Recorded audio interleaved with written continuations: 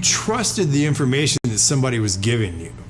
And that someone you trusted told you that a car was a car, a tree was a tree, a bird was a bird, the blue stuff above you is the sky. And that's the way that we began to determine what we believe to be a fact. Most of the things that we believe to be a fact in our lives are told to us through our stories or the news that we hear. So my question would be, if they were deceiving you with the stories they tell you, would you be able to recognize that? So we've all heard the term conspiracy theory. Personally, for me, I've never really had time to get into any of that because, frankly, I'm working all the time and I don't have the time to look into Bigfoot or aliens or Flat Earth or 9/11 conspiracy or the JFK assassination. It's just, it's not anything that I really have any backstory on. But the one thing that I do have a lot of backstory on, the one thing I do know a lot about is Hollywood. When you think about the entertainment industry, what comes to mind? Movies, TV, music, right? Let's talk about this entertainment. I've been observing you. What if this entertainment was more than just entertainment? Now in complete control! When you're driving home from work, what are you listening to? When you come home after a long day and turn on the TV, what do you see? The U.S. are bracing. Saying that they're one. Think about all the content you've seen throughout your whole life. A lot of it has actually made us who we are today. So you don't know what's really going on. Have you ever stopped for just a second, though, and questioned the content? Good morning, Vietnam! The only thing we consume more than content is air. But we actually think about the quality of the air we breathe. Maybe it's time to take a closer look at our content. And fear. Taxes will keep Our government's always controlled our content. the fight for freedom. We've just never paid attention. Freedom of speech. Message received. The police occupy our community. To work with the CIA to destabilize foreign countries. This media that we're consuming at such a rapid rate, we need to slow down and think about what we're consuming. Bullshit going on. What if the people in charge didn't have our best interests in mind? Now we have to ask ourselves, who's influencing our content? Is the CIA involved in Hollywood? Yes.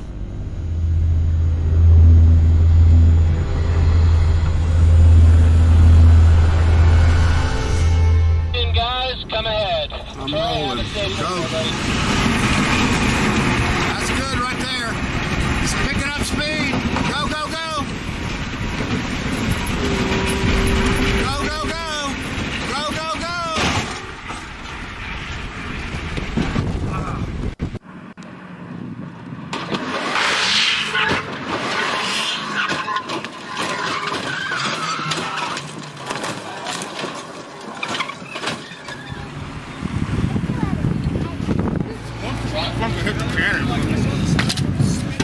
So for the past 28 years, I've probably had one of the coolest jobs in the world.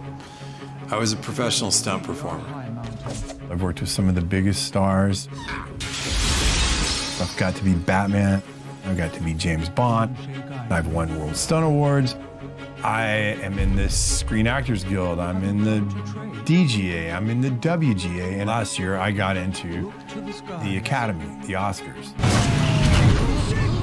I worked my way up from being a stuntman to being a fight coordinator, to being a stunt coordinator, to being a second unit director. First big job I get, I'm on Batman Forever. And I'm walking around set and I'm pinching myself. I'm looking over, there's Tommy Lee Jones, there's Jim Carrey, there's Val Kilmer, there's Drew Barrymore, there's Nicole Kidman. And I'm like, how did I get here?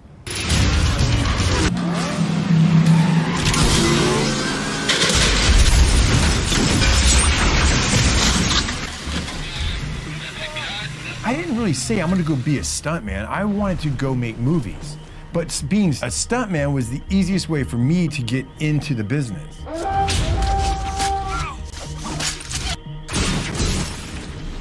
I didn't want to be an actor because pretending to be a character. Well, being a stuntman, I was that character. I was the guy behind the illusion, creating it for the guy who's on the screen. I jumped out of that helicopter. I was in that fireball. I did whatever was being asked of the job.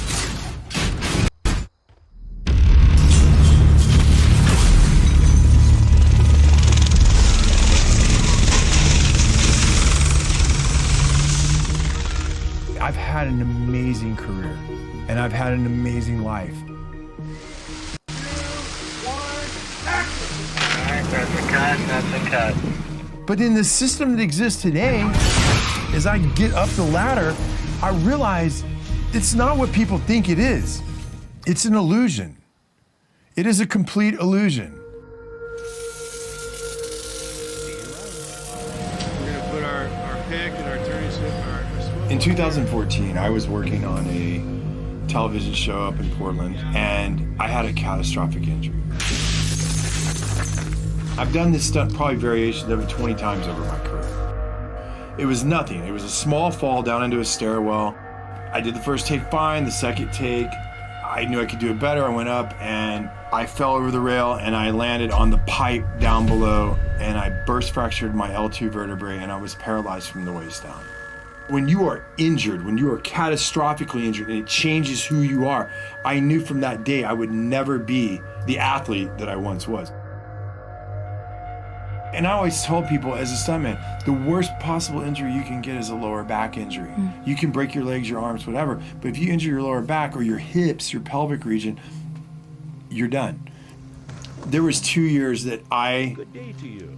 Safe travels. I didn't think I would ever live without pain. One of the issues I was dealing with at that time was I had lost the feeling, and I still have numbness in my thighs and on this half of my pelvic region. I was going to physical therapy and the lady looks at me and she goes, "This isn't really helping you. You're way more advanced than this stuff." And I go, "Yeah, I do this every morning." She goes, "Well, what's the real issue?" I said, "The real issue is my pelvic region." And so she said, "Okay, well, there's a woman who works here and she is a pelvic floor therapist." So how I met Mike, I met him, his spine was broken and he had partial paralyzation of his pelvic floor area. We help people when they have problems with the most important functions in your life, bowel, bladder, and sexual function. So one day we're in the middle of therapy and she stops me and she says, "Mike, I feel like you have really dark spirits over you. Can I pray for you?" And I was like, "Pray for me?" I'm like, "Yeah, sure, pray for me. I don't really believe in that stuff anymore, but yeah, go ahead, pray for me." So she prays for me. And I was kind of thinking while she's doing it, okay, this is weird, but okay, whatever. So for the next 2 or 3 months, I would go, and then every now and then she would stop me and she'd say, "Hey, can I pray over you?" I was kind of a little bit disgusted with his personality because he was all about himself and money, and I think the Lord had a lot of work to do in terms of humility with him. He made it very clear that he thought I was crazy, but he let me. After she stopped one day, and I said, "You are either 100% batshit crazy, or you think all this is real in the spirit world." And she looked at me and she said, "Michael, I am one of the only pelvic floor therapists in Southern California at the time. And when these satanic people and these evil people do their rituals to little girls and women and boys, who do you think puts them back together? I do. It's completely real, and you need to look into it." My awakening, it didn't happen at church the way that some people find God. I just pretty much had given up my faith and I'd given up where I was at, and I was just kind of at the point where I was like, okay, well, I'm gonna have the best time I can here, and when I die, that's it.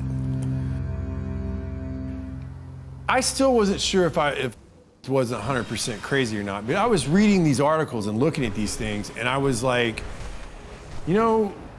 I've seen things at parties. I've seen artwork, I've seen statues, I've seen things in some people's houses that just seem to be mimicking occult stuff I'm reading about. So I was like, maybe there is something to this.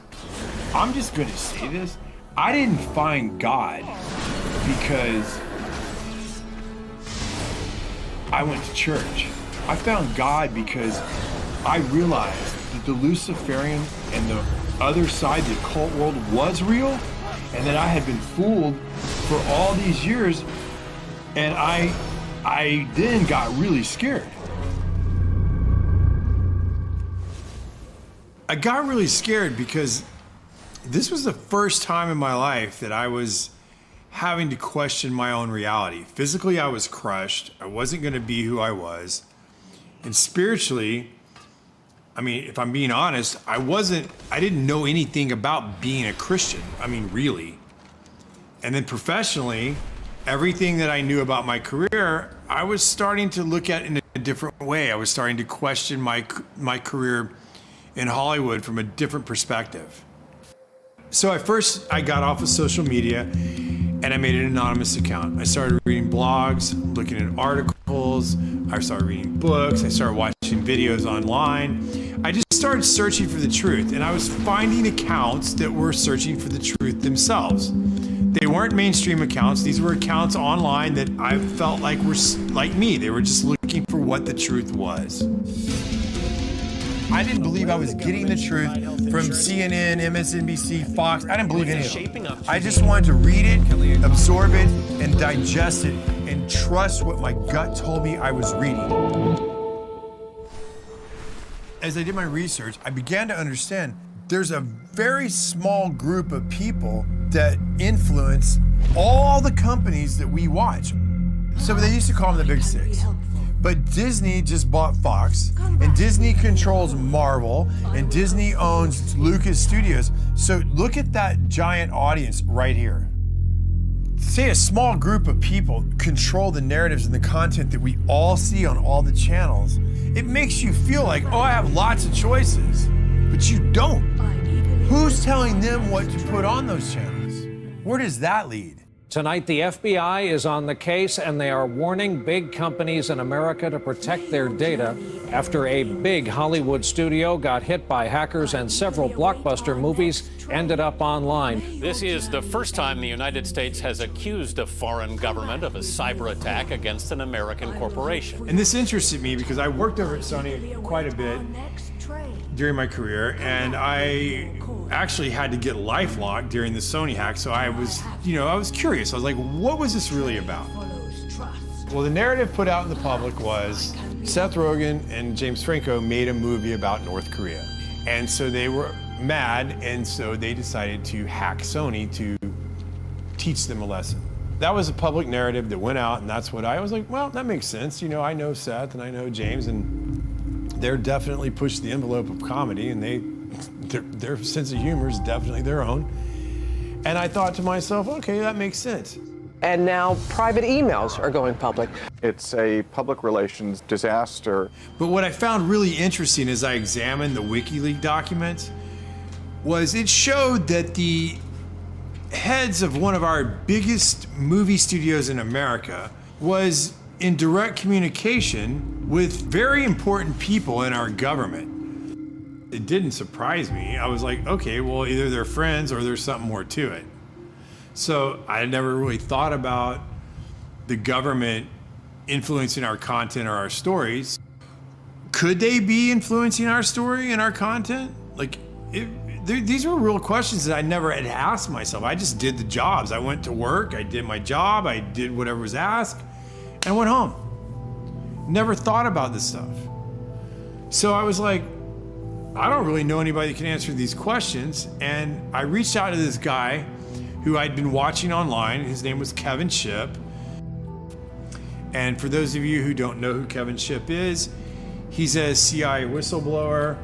He worked in counterintelligence, and he served in many capacities in his tenure at the CIA. This is the big picture. An official television report to the nation from the United States Army. It was an OSS memo, the precursor to the CIA, where they were doing a study of the use of motion pictures in America as a means of psychological warfare. So it goes all the way back to pre-1947, when U.S. intelligence was using motion pictures to alter the thinking of Americans in the United States. The morale of our troops is high. The laughter, music, and general entertainment which comes out of a single small package like this one have helped to build that morale. The CIA is funneling information into Hollywood. Hollywood is putting out in the movies, and the population believes it.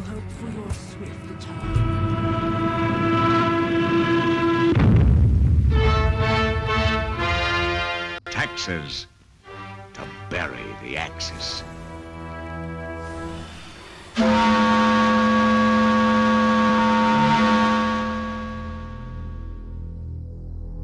This document right here is a FOIA document. Anybody in America, anybody can request this. It's Freedom of Information Act. And in the 40s, they were telling you they controlled the radio stations. They controlled most of the mainstream media. They're telling you right here that motion pictures are used as psychological warfare. Why would they stop doing it?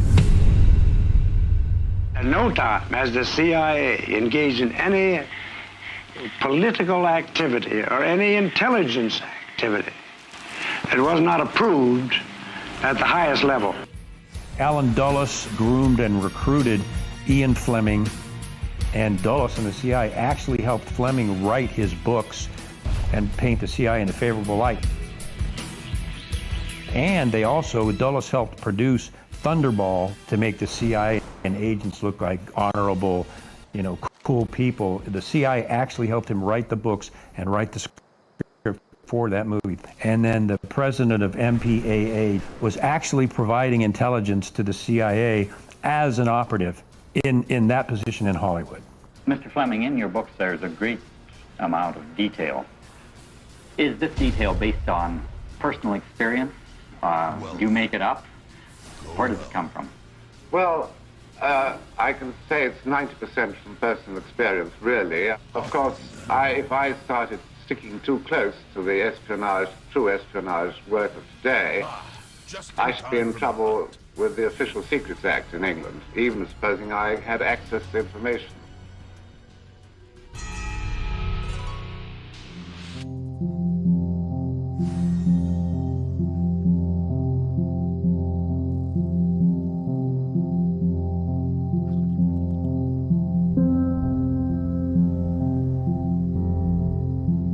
There's no question about the fact that Mockingbird is real. It started out paying journalists in major media, Pulitzer Prize-winning journalists, to print fake stories that the CIA wanted in the press and fake interviews. And this was revealed in the Church Committee. Do you have any people being paid by the CIA who are contributing to a major circulation American journal? We do have people who submit pieces to American journals. And of course, then the CIA destroyed the rest of the files, which is what they do. George H.W. Bush came out and finally made the statement about Mockingbird. Well, we're going to officially stop the Mockingbird program. The CIA will no longer pay journalists to write stories.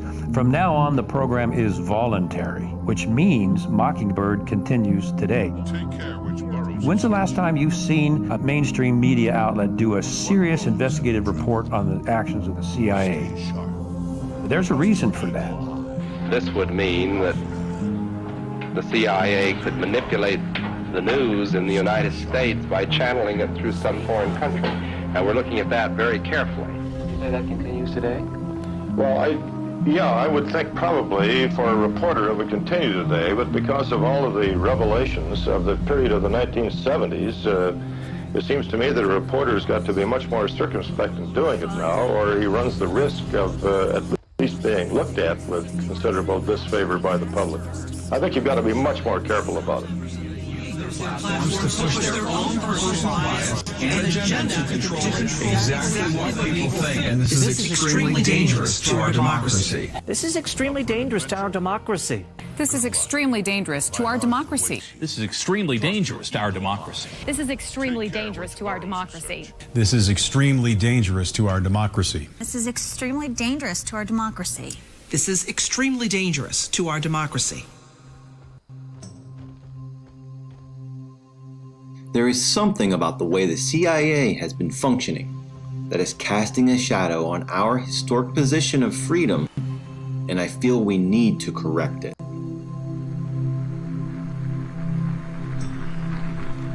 Senator Moynihan proposed a bill to dismantle the CIA.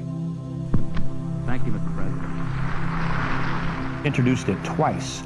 The second time was 1995. Ironically, 1 year later in 1996, the CIA established the Entertainment Liaison Office, which was specifically penetrated into Hollywood, and Chase Brandon was actually co-wrote scripts, for example, The Recruit. We're looking for high horsepower, high energy, very competitive people who are driven by patriotism and a sense of wanting to serve a greater cause. I am recruiting you. Would I have to kill anyone? Would you like to? So the CIA was and is in Hollywood, was and is contributing to Hollywood productions and that manipulation. The Recruit. Nothing is what it seems. As I started to wake up, I never actually considered that the CIA had an office in Hollywood. And I'm like, well, I see this, I see that. And I started putting feelers out, like, does anybody else see this stuff? And not many people were awake. But the one person that I reached out to was an old colleague of mine, a friend of mine named Brad Martin. And Brad and I had similar careers. We worked our way up through the business together. And I'm like, hey, Brad, you've seen this, you've seen that? And he's like, yeah, for sure. And so that gave me strength. That gave me like, okay, well, I'm not alone in this deal. And I'm going to keep looking. Let me just say this. Brad's one of the greatest stuntmen I've ever met. Probably the best. I'm a very physically creative person. I've been doing action for movies for 26, 27 years. I excelled at the action aspect of it, at the physical aspect of doing the fights and doing the gymnastics and doing the falls and doing the driving. I trained really hard to become one of the top stuntmen in the business. I started becoming a fight coordinator, and then a stunt coordinator, and then an action director. Very few people have ever gotten to where I've gotten to, and I'm super proud of what I did.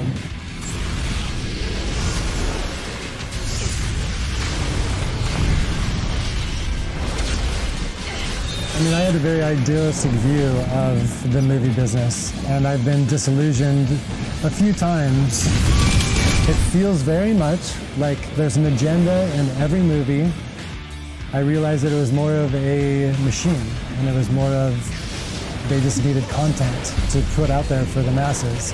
I stopped really watching TV. I stopped really watching movies. And one of the reasons why I stopped watching movies is I got into my research and what's going on in the world right now, and all the corruptness and all of the plot twists of reality. And I started realizing that reality is 20 times more interesting than Hollywood. I mean, I was a Hollywood buff. I loved all of those movies, but now they're meaningless because I know what's going on right now actually has purpose and has a meaning, and there are consequences. And once this story is told on what's happening in the world right now, and all of the powers that be battling each other, it will be the greatest story ever told. Like, for instance, I saw something on History Channel talking about how the CIA helped Disney buy all the swampland in Florida. Well, why on earth would they do that? His lawyers in charge of purchasing the parcels had served in military intelligence during World War II and knew how to keep a secret. And they used several different companies, none with Disney's name, to acquire the properties. Now I go down this rabbit hole of what does the CIA have to do with Hollywood, or at least with Disney? Washington, D.C. is definitely in Hollywood. I have seen documents of the DoD and the CIA writing to the studio heads, guiding them in certain fashion. There's a lot of things that people talk about that are conspiracy theory, but there's some things that ring true with me. It's like, oh wow, that makes a lot of sense. Another program developed by the CIA after World War II was called Operation Paperclip. It's been depicted in many movies, including Disney's Marvel series. This Operation Paperclip after World War II showed recruited German scientists with strategic value. Thought I could help their cause. Operation Paperclip, and this is something people need to know because it has been so covered up and mocked and berated and claimed to be a conspiracy theory. And by the way, the term labeling people as conspiracy theorists was invented by the CIA to deflect any attention over the JFK assassination. They invented that word as a way to shut down any scrutiny or this critical investigation of what they were doing. So they started that whole ball rolling. In terms of Operation Paperclip, it is documented. There's absolutely no question about it. Alan Dulles, CIA director, was an associate of Heinrich Himmler of the Third Reich. So what Dulles proceeded to do when the Third Reich was brought down was he secretly brought all of the top Nazi scientists into the U.S. He falsified their files that he gave to Harry Truman, making them look like there were no war crimes. They brought these Nazi scientists into the CIA to work for the CIA, and that includes the human experiments they conducted on Jewish men, women, and children, and the psychological studies that these Nazi scientists had done. The CIA was using their expertise for these programs through Operation Paperclip, and this was Nazi, much of it occult beliefs that the CIA adopted and actually put these people on their payroll. One of the programs that came out of Operation Paperclip was MKUltra. Now, MKUltra was a very complex program that dealt with human experiments and mind manipulation. As this 1952 CIA memo says, the aim is controlling an individual to the point where he will do our bidding against his will, and even against such fundamental laws of nature as self-preservation. In the Church Committee, MKUltra came out as an actual program of mind control using mental, physical, and sexual abuse and psychotropic drugs. Lysergic acid diethylamide, LSD. It was one of the first times that anybody had run into a powerful drug that was different than anything else that they knew anything about. A decision was made at the highest levels of the CIA to do testing on unwitting Americans. At Ravenscraig, Dr. Cameron went further with drugs and electric shock treatments than any researchers in the MKUltra project dared. His aim was to wipe the mind clean. Then he would implant new messages by forcing the patient to listen to a hypnotic repetition as many as 250,000 times. This was called psychic driving. He would give the patient intensive electric treatment. He would attempt to implant new ideas in the mind of the patient. Now, to a layman, it would appear that Dr. Cameron was trying to take the slate and wipe it clean, the slate being the mind. In other words, brainwashing. Exactly, that's a very good comparison. Brainwashing. Yes, to life. No. Oh, good heavens. You're doing fine, just try to discard. Oh, you don't know you. You want to give yourself... You want to give yourself surgery. How do you feel inside? Inside? I'm really inside. Nobody explained it to me. Nobody ever asked me if I was willing to do it or anything. They put me on sleep treatment. And they kept you asleep for 23 days.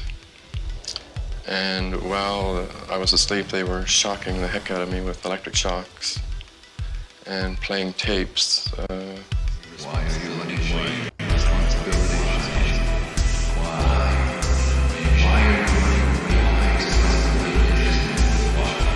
It was really like a concentration camp. What a torpedo that is. You mind if I look this way? You look that way. There's nothing for you to watch here, but you're going to talk to me as we go along. They couldn't go any further because CIA Director Richard Helms destroyed all the CIA's MK-Ultra documents, and they had to rely on coached witnesses. So they were never able to dig even deeper. What they got was bad enough. It was never terminated. There's no evidence that it was ever terminated. No documents, no nothing, and not even an admission by the CIA that it's been terminated. How do you feel? I'm feeling better, thank you. Feeling better? Are you sleeping well? Yes, I'm sleeping better now. We could disable a whole city by putting a very small amount on a water supply. After all of these years of us, those of us who are involved in looking for this secret drug, this was the only thing that began to look for the first time like it might be something like that. So MK-Ultra was one of the hardest programs for me to wrap my head around because it's a lot of subset programs. And I was really surprised that Brad Martin knew about MK-Ultra. People think that research people are crazy for talking about MK-Ultra, mind control. Even if they acknowledge that that existed, they go, oh, well, that ended in the 70s. That's a crock of shit. And perhaps the world's only hope of stopping a sinister assassination plot. The movie that I did involving that topic was Zoolander. The fashion industry has been behind every major political assassination over the last 200 years. I mean, at the time, I was making a comedy and I had no idea what I was involved with. But now looking back on the movie, I'm blown away at just the propaganda. Doesn't anyone notice this? I feel like I'm taking crazy pills!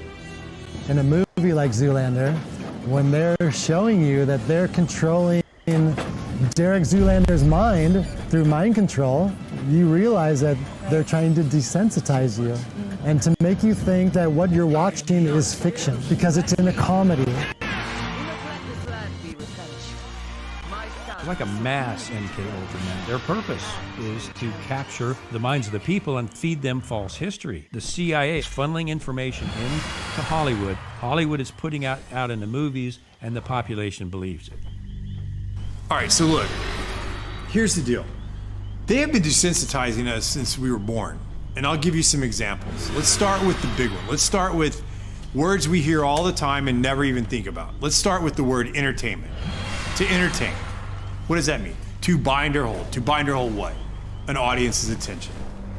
Okay, now let's take the word Hollywood. Where does that come from? Well, Hollywood comes from the holly tree.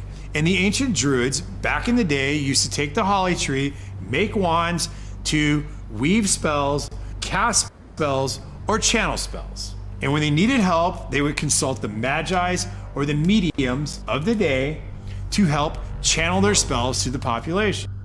We'll cut to today. What do we have in our houses? We have these black boxes. What are they called? TVs. But if you stop and you say the word television,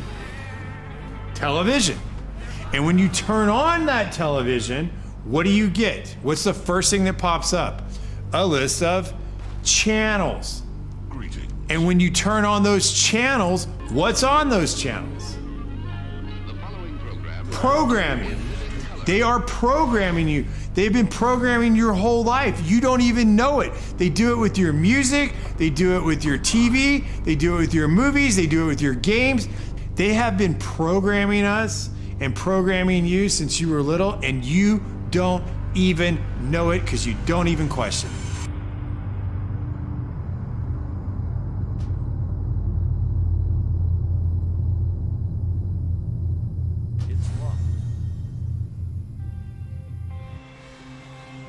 Starting in 1900, we entered a previously unimaginable time of modern technology.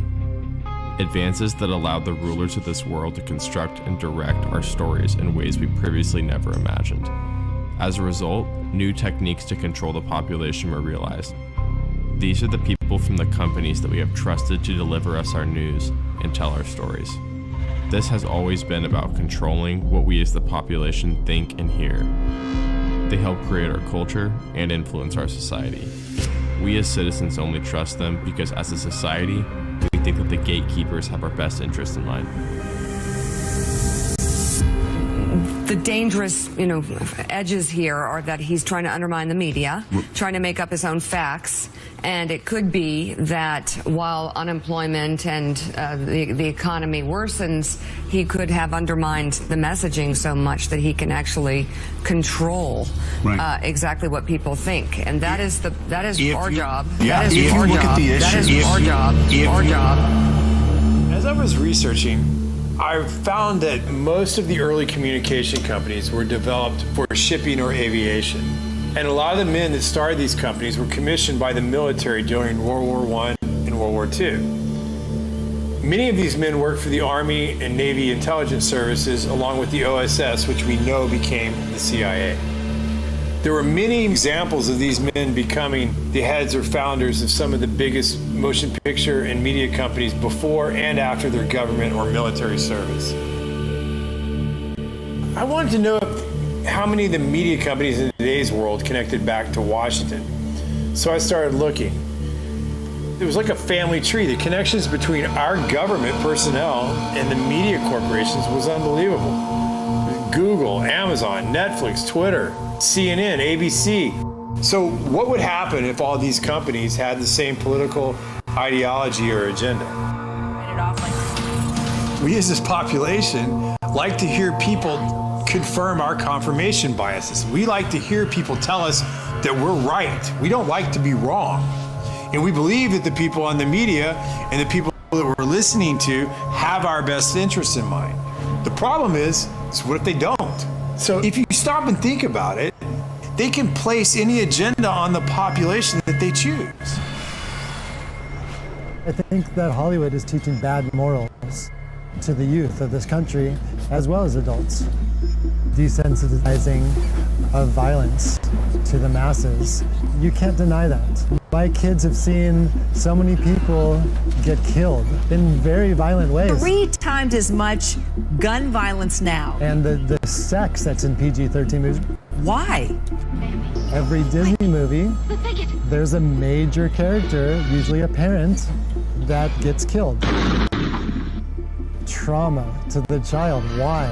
It's so horrible. What a bad story. Why do you need to start a story with a parent dying? Always. It's so sad. Under MK Ultra, they experimented on children. We were even taught this in psychophysiology program that if you get to a child between ages 1 and 6 or 1 or 8, especially with sexual abuse or sexual trauma, you will split their personality and they will be imprinted the rest of their life, and many times that results in split personalities and dissociative behavior and other things. These occult topics are being introduced to our kids and most parents aren't even aware of it.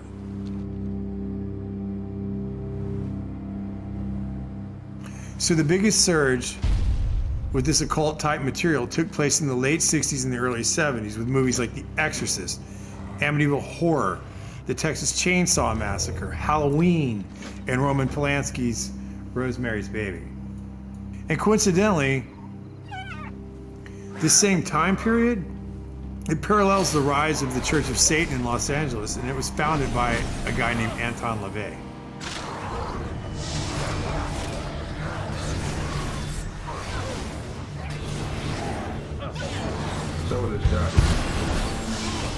When I was a police officer, we had cases of satanic cults right in Arlington, Virginia. Those have been around for decades. They're in the high schools, they're in the colleges, they're in the government, and they're in Hollywood.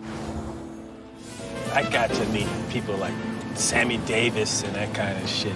Sammy told me he worshiped the devil. Sammy was like, Satan is as powerful as God. And I was like, what the fuck are you talking about? He says, why do you think there's so much anger in the world and killing and murder and Satan? And he saw my reaction to it, and he kind of lightened up on it. And he was like, the downtown is dark, and it's the candles on the table, and Sammy's face over the candle. Satan is as powerful as God.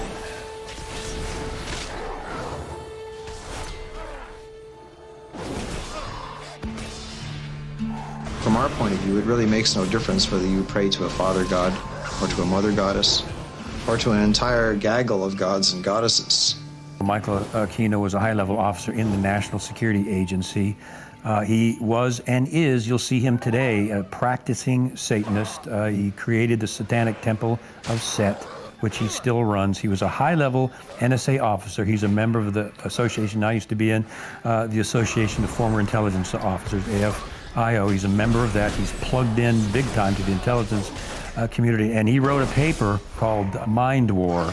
And Mind War was about psychological operations against populations, including the domestic population, using Satanist techniques and tools. Aquino was first involved in MK-Ultra operations during the Vietnam War as part of the Phoenix program. No, first I've been involved in intelligence and psychological operations for about 40 years in all levels of it and across the intelligence community. You are a lieutenant colonel in the United States Army. Correct. Now, and how does the Army feel about you being head of the Temple of Set? The Army has known about my religion for the entire span of my Army career, which began in 1968. The Army has paid very little attention to it, the same as it would to anybody who was, say, a follower of Hinduism or of Buddhism or any other slightly unusual religion today. He was occupied a position at the Presidio, which was a training facility for the U.S. government, and it was uncovered that he was running a pedophile ring. I think 50 kids came out and fingered him as the guy that had done sexual acts on them as children. It went to trial. He walked from the trial successfully because he had a good attorney, despite the fact that there were multiple witnesses that said Aquino, through satanic rituals, had abused them as children. There's no question that he's a practicing Satanist. Just watch any one of his interviews. On this altar is one of a number of daggers, which we may use in our rituals. This one happened to belong to the commanding general of the most elite unit of Germany's infamous SS, which was concerned with black magic and occultism research in general. Anything that it could find that had to do with the origins of the human race, destiny of humanity. The perverted view of the occult held by Heinrich Himmler was of an evil magic that could help create a new master race. Wewelsburg Castle is where he performed his ceremonies. I have been to the Wewelsburg, which still preserves Heinrich Himmler's ritual chambers to this day, and have conducted a black magical ritual in the so-called Hall of the Dead beneath the Wewelsburg. This particular dagger is inscribed to our comrade in the Leibstandarte Theodor Wisch, Brigadeführer, a major general in the Waffen-SS. And on its blade, it bears the inscription, Mein Ehre heißt Treu, or my honor shall be known by my faithfulness. Aquino's thesis stated that enemy populations could be subdued by inflicting a state of psychological terror and feelings of imminent destruction. He discusses the use of psychotronic weapons and electromagnetic weapons that influence the mind. By extremely low-frequency signals, piggybacked on broadcasts of radio, TV, or microwave communications in order to influence and manipulate the thoughts and feelings of the target population. These ongoing MK-Ultra operations are functioning as a counterinsurgency and infiltration operation aimed at destabilizing the United States and other industrialized nations. I give the CIA a total credit for sponsoring and initiating the entire consciousness movement, counterculture events of the 1960s. History will judge the role of the CIA and other intelligence agencies in unwittingly contributing to the counterculture of the 60s through their intense interest in LSD and other hallucinogenics. But for the moment at least, the argument can be made that the CIA helped usher in the age of Aquarius.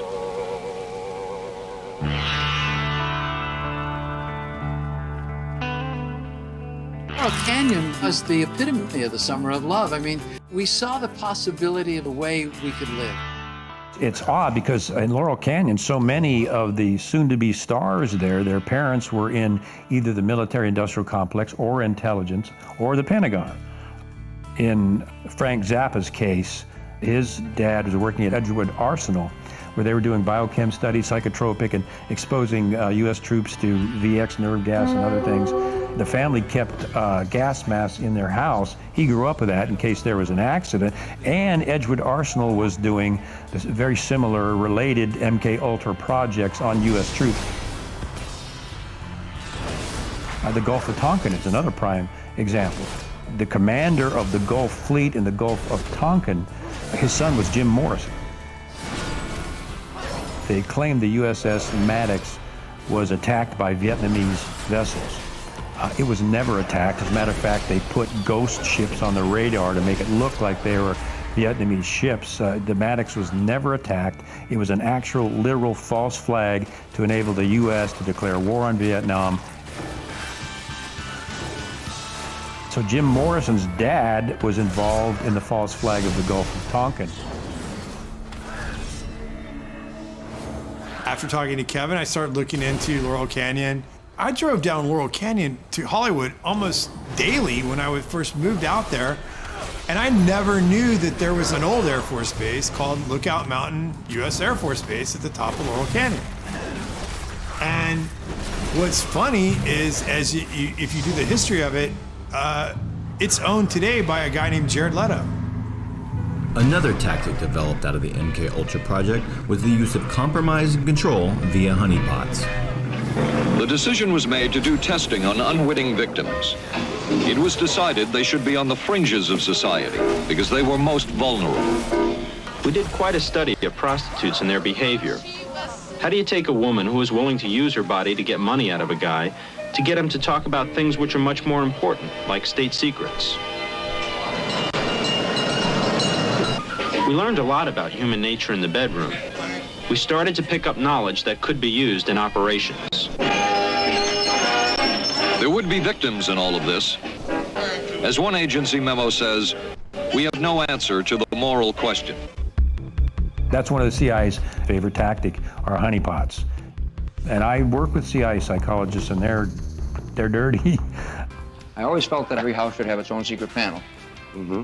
Oh, I see. You lift this up. Mm-hmm. This is a trap door. Opens up and looks into the cave, or what time is called the Wu Grotto. Oh, boy. They're running blackmail operations where they're getting very well-known government and private industry elite people in compromising positions at the Playboy Mansion, on Epstein's plane, on Orgy Island, and they're photographing them. And after that, it's like Congressman so-and-so or CEO so-and-so. I wouldn't bring that up if I was you, because we got photographs of you with a 14-year-old girl on Epstein's plane, for example. And you talk about shutting somebody up permanently, that's how they do it. What happens in the grotto stays in the grotto. Okay.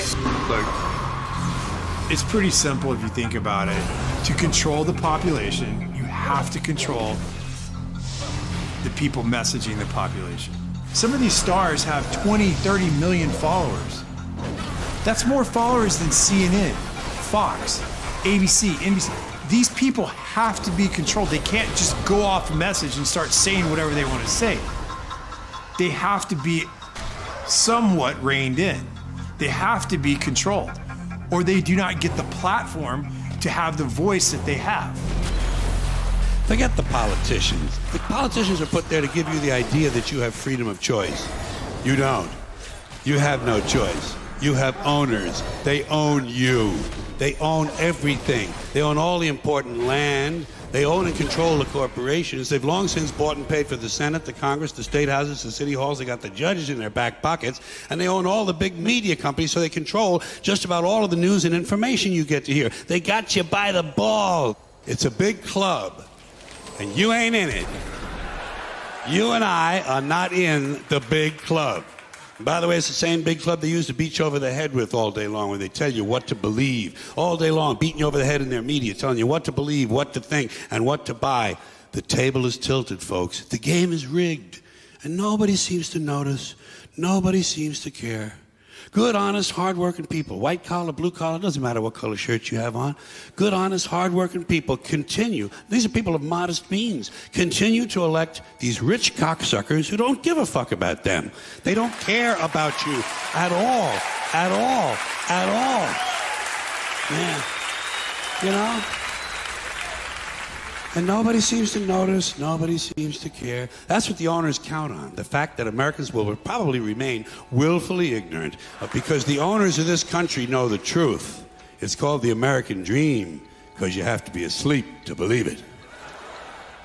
If you stop for a second and you just look at the bigger picture and you check out for a minute and you kind of compare the ancient times to today, well, back then they had like what, demigods and gods. They were like Achilles, Hercules, Apollo, Mercury.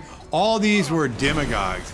And that's who the people in those days looked up to. Well, today we have all these people like Jay-Z, Rihanna, Beyonce, Lady Gaga, Katy Perry.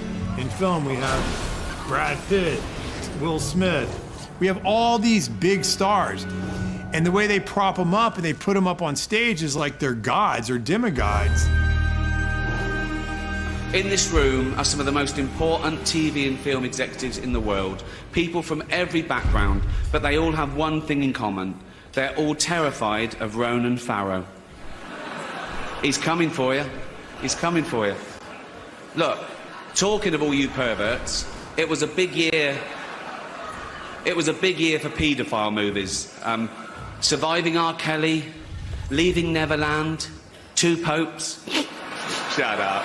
Shut up. I don't care. I don't care. Most people don't want to cross the psychological line that this stuff is going on. And we all have a mental defense mechanism.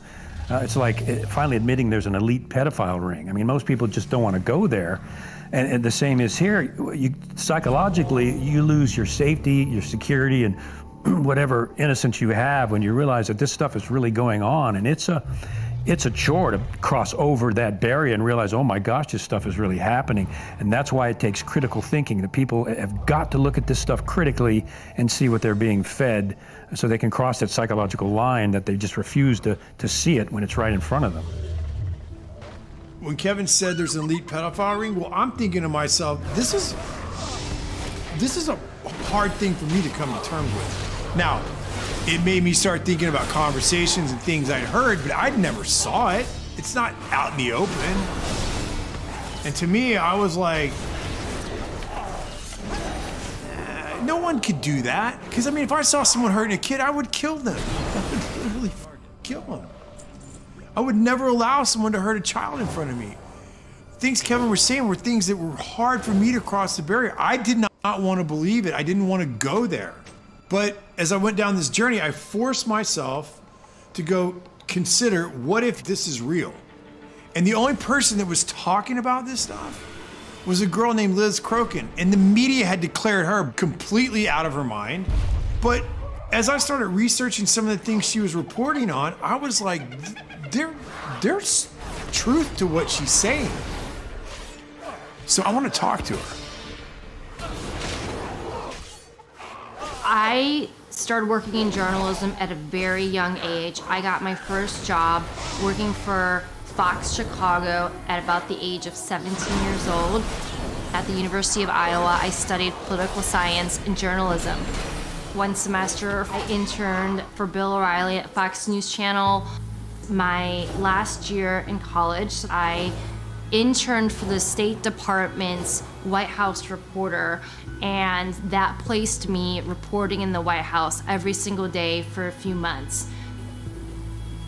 I went on to work for the Chicago Tribune, and my first boss there told me that everything that I should get should be checked over and over and over again and verified to death. That's how I was trained, and that's what a true, honest journalist does. I started covering local politics and local hard news, and then eventually I got my own column for 7 years where I interviewed tons of celebrities and politicians and musicians, and worked at Us Weekly, and then at one point I worked at In Touch Weekly magazine. But then in 2015, I felt the need to get back into covering hard news, and in early 2016 I started working for Town Hall, and then eventually I started working for the New York Observer and broke a lot of election-related stories. I worked in media for over 2 decades, and I never had any issues. I was very well respected. I basically was embraced by the mainstream media until I started reporting on Pizzagate.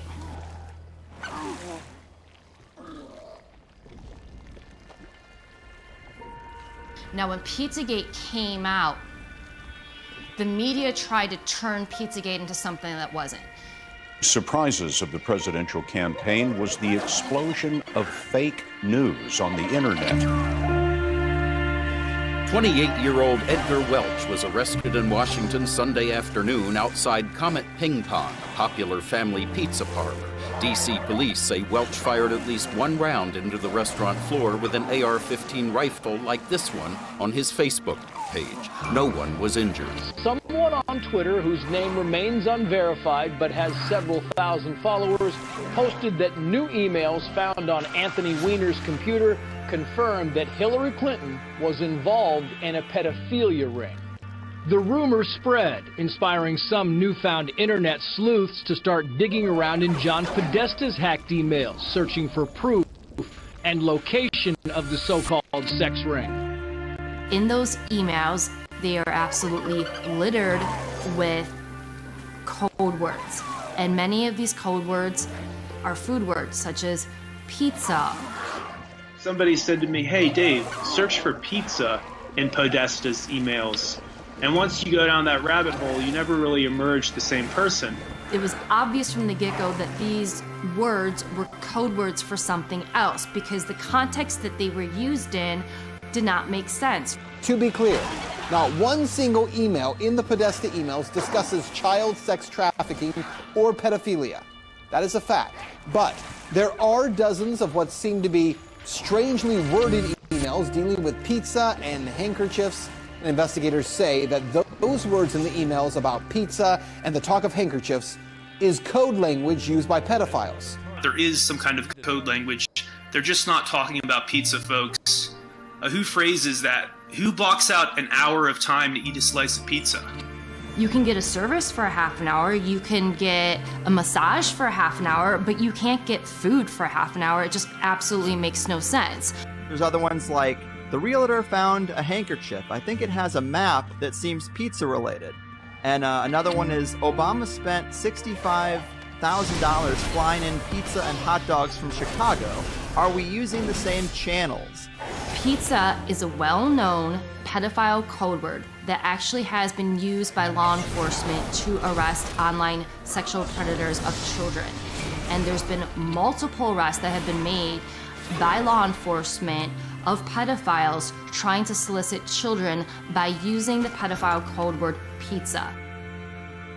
2007, unclassified FBI document. That document, according to the FBI, contains commonly used symbols by pedophiles to express their preference in children. Notice this one on the end, the triangle. That image signifies something called boy love. The pizza place next door to Comet Ping Pong Pizza, Besta Pizza, well, this was their logo until only a few weeks ago. People don't know that because the mainstream media refuses to cover it. The entire mainstream media redefined what Pizzagate was to make it sound ridiculous and less believable, and then they had people like Megyn Kelly come in, interview James Alefantis, didn't ask him any challenging questions. A conspiracy theory that even the DC police say has no basis in fact.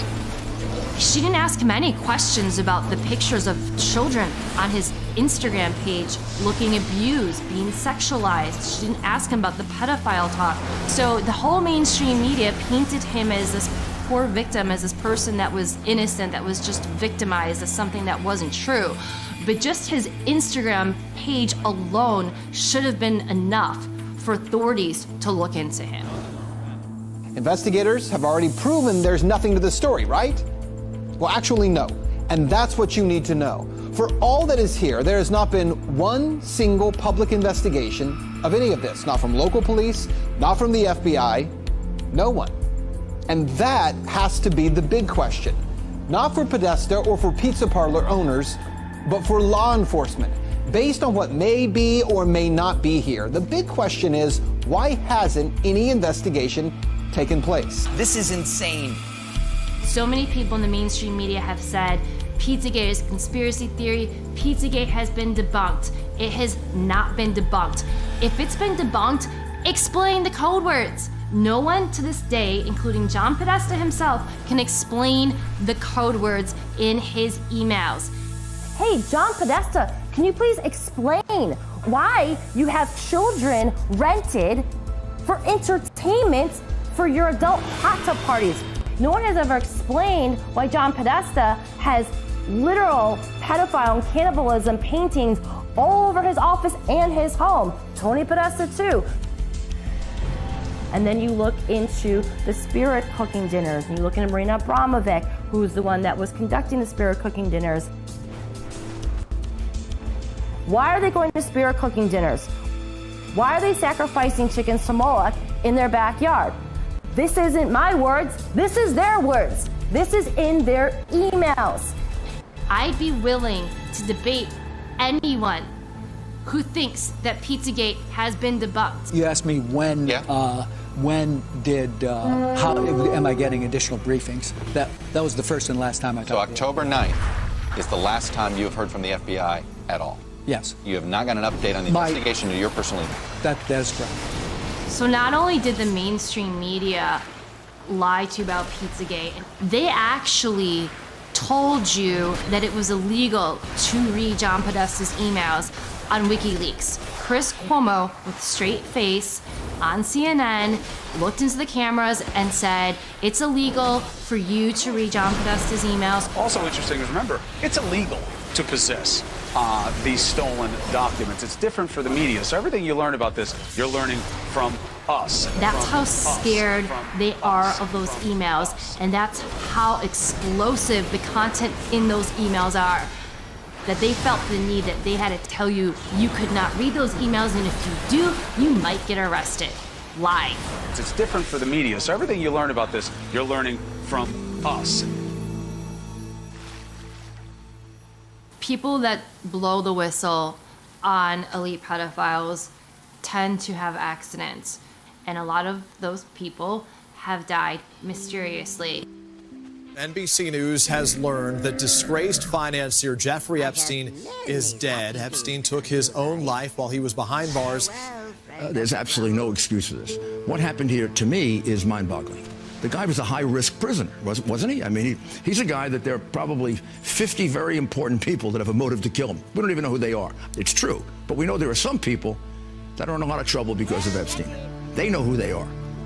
His flight logs contain names of some of the biggest, most famous, and most powerful people on the planet. Members of the royal family, Prince Andrew, models like Naomi Campbell, famous actors like Kevin Spacey, Bill Clinton on those flight logs over 25 times. Hillary Clinton, she's also been to the islands. So the bigger question is, how many people that went on his private jet, that went to his private island, that went to his massive ranch in New Mexico were also involved in the rape, torture, and trafficking of children? It hides in plain sight. Epstein was hiding in plain sight. We all knew about him. We all knew what he was doing. But we had no one that was, legal aspect that would go after him. They were afraid of him. For whatever reason, they were afraid of him. And the amazing thing about Cindy McCain is that her husband was a senator. She was on a board with the governor of Texas. She knew about Jeffrey Epstein. She did nothing. And her organization, the role of her organization is supposed to be to stop people like Jeffrey Epstein. They all knew. They did nothing about it. When Ricky Gervais said at the Golden Globes, you're all friends with Jeffrey Epstein, he wasn't lying. So in the end, he obviously didn't kill himself, just like Jeffrey Epstein. Shut up. I know he's your friend, but I don't care. You like to make your own way here in your own plane, didn't you? Right, but... And how many of those elites have been to his islands? not only is the mainstream media complicit, I would argue that there are accessories in the crimes against children. She told me everything. She had pictures, she had everything. She was in hiding for 12 years. We convinced her to come out. We convinced her to talk to us. It was unbelievable what we had. Clinton, we had everything. I tried for 3 years to get it on, to no avail, and now it's all coming out, and it's like these new revelations, and I freaking had all of it. I'm so pissed right now. Like, every day I get more and more pissed because I'm just like, oh my God, what we had was unreal. Brad Edwards, the attorney, 3 years ago, saying there will come a day when we will realize Jeffrey Epstein was the most prolific pedophile this country has ever known. And I had it all 3 years ago.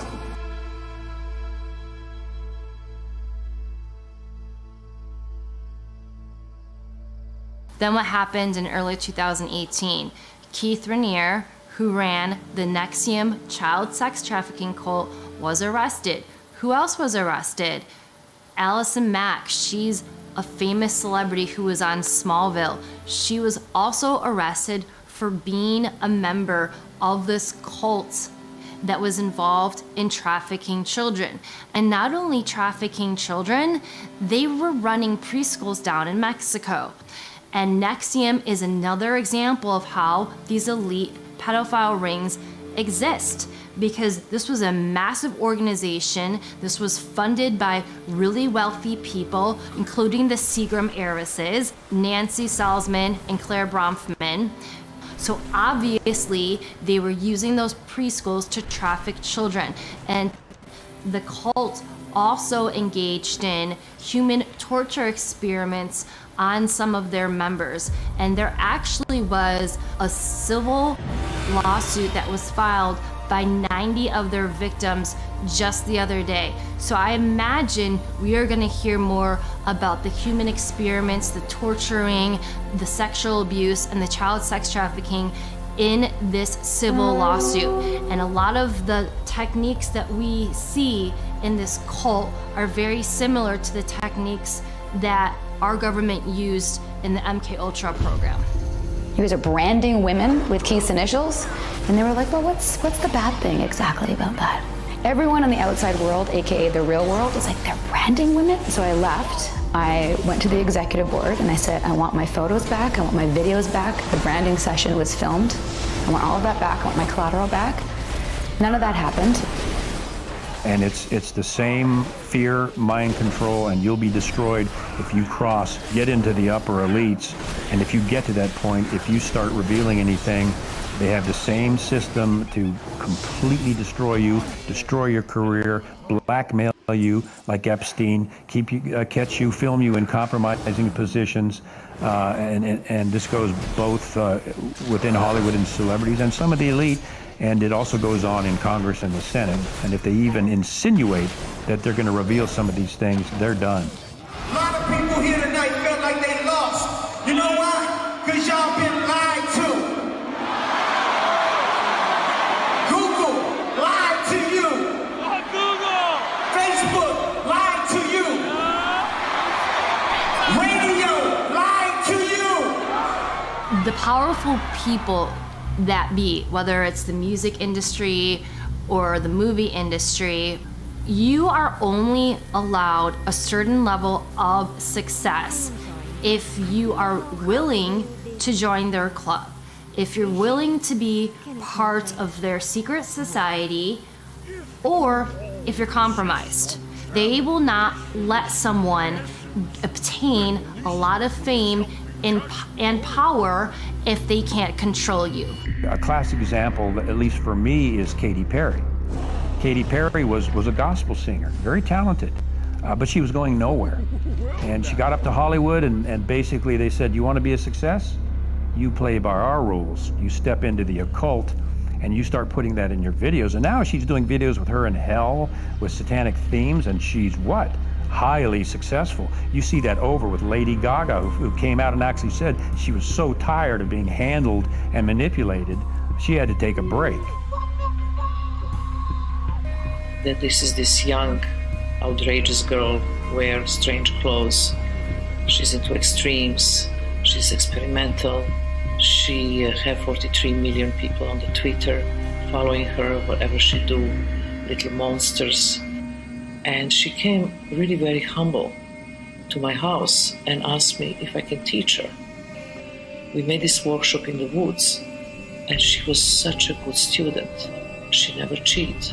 She really went much farther than I asked her for. She is a limitless human being. As myself, a self-proclaimed pop performance artist, want to go home and slit my wrists, and I am nothing. I have achieved no sense of art. She is so boundless. Čuli za performance zbog Lady Gaga, odjednom su počeli da se interesuju za moj rad, tako da je prešla sam iz te, mislim, normalne kulture u mas kulturu, što je... Marina Abramovic, of course, is in the Podesta emails, and she's the one that conducts the spirit cooking dinners. She said that Marina did an exercise with her where she stripped her completely naked and left her in the middle of the woods to fend for herself and find her way back. Those are the kinds of things that people who are behind the MK Ultra programs do to children that they're mind controlling. We know Marina Abramovic is a Satanist. You Google Marina Abramovic's name in spirit cooking and you will find hundreds of pictures of Marina Abramovic's events where they will have, for example, a cake that looks like a human being and they'll depict human cannibalism. And they claim they're not engaging in cannibalism. And you will find A-list actors and famous politicians and other very famous and successful, powerful business people at her events. They literally have food that look like human beings on dinner tables. He's Italian and Greek, I mean, you know. And a very good cook. And a very good cook. And I'm sure there's something very nefarious about that risotto recipe. So, after I started researching the cult, I learned that Satanists believe that they have to reveal who they are in some way, shape, or form. So that is why we see a lot of these occult members in Hollywood constantly flaunting symbolism. We see the pyramid, the Illuminati pyramid a lot. We see the evil one eye constantly. It's always on the cover of magazines. We see these are supposed to be the 666 devil symbols. We constantly see those symbols. We also see pedophile symbols, the swirl or the triangle within a triangle. I guarantee this one is first. And we also see a lot of these members of the cult go on their social media and they talk about raping children. They talk about worshiping Satan. And people write it off as a joke, but they're not joking. I don't care if you're a major comedian. You can't tell me that's funny because there is no joke about raping children that's funny. You don't know what that is. I have no idea. You don't know. Jimmy Fallon doesn't know. David Letterman doesn't know. We don't know. All the comics and show business don't know what this is.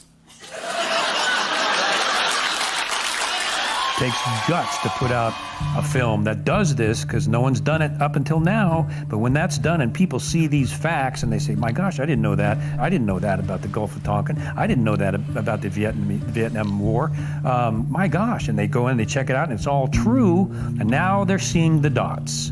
And a good film will teach them how to practice critical thinking, to analyze what you're watching. If we can get people to analyze what they're watching, we've crossed a huge hurdle. Because once they start analyzing it, they're going to see the dots, and typically the dots will connect themselves. Liz Crokin put herself so far out in front that she was mocked. She was laughed at. She was called crazy. Well, let me ask you a question. For all those people that did that to Liz, does she seem so crazy now? When you put all of those facts together and you use critical thinking, you realize this stuff is real. There's not one smoking gun. There's many small smoking guns that you have to piece together, and you have to use critical thinking to understand this stuff is real. So again, the bigger question is, now that Jeffrey Epstein's been exposed and he's allegedly dead, how many of his friends that were frequent visitors on his sex trafficking islands were also involved in the rape, torture, and trafficking of children? And that's what Pizzagate is.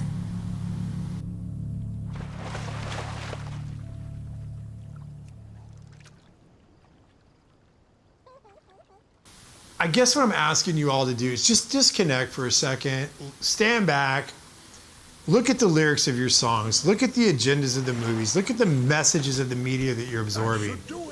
Because it's impossible to say that all of it's bad, like all of Hollywood's bad. That's not true. Like it's like saying all the CIA is bad. There's a lot of good people that work in both industries that aren't bad people.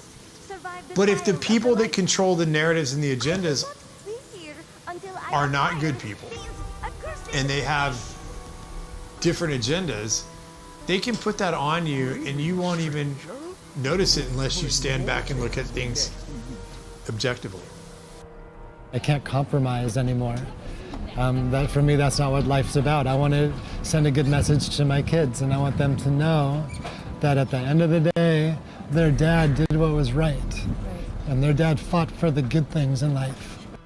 If I could ever get the opportunity to make movies that send out good messages, and then people start realizing that they can be good, and that they can jump on the bandwagon of good, that's the next phase. People start believing it.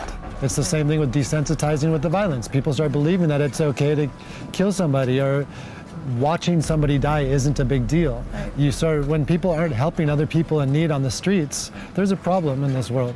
But this could all be changed right now. The reason why I'm doing this documentary is because I want to be one of the first people to come out and say, hey, it doesn't have to be like this. We are good people. Humans are good, and we can make the world a better place. Because the money and the technology to make this world a better place is there. It's just been covered up and controlled for so long that it's time for it all to come out. And maybe I'm the catalyst for something better. What does the media look like in the future? Well, to me, what I would hope is that it's not filtered. I would love to build a platform or build some sort of system where artists could connect directly to their audience. I want to make products and tell stories that bring humanity together, that bring compassion, that bring love, that bring forgiveness, that bring inspiration and courage back to the audience without having the influence of violence or gratuitous sex or gratuitous death or gratuitous horror. Because those are things and images that get stored in our psyche and our soul, and I don't think that's the way that this earth was intended to be.